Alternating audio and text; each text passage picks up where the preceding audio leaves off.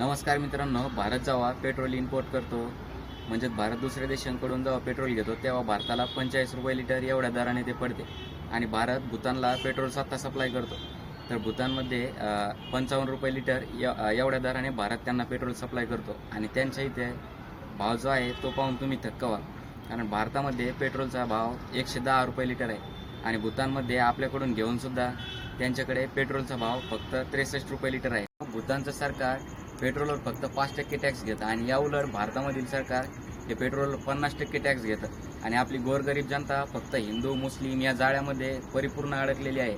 हे सरकारने फक्त त्यांना एक चिवडून दिलेलं आहे असं म्हणता येईल. कारण गोरगरीब जनता या गोष्टीचा कधीच विचार करत नाही किंवा यासाठी कधीच लढत नाही, रस्त्यावर उतरत नाही आणि फक्त हिंदू मुस्लिम या कचऱ्यामध्ये एवढी अडकलेली आहेत की त्यांना त्यांचा फायदा कळतच नाही.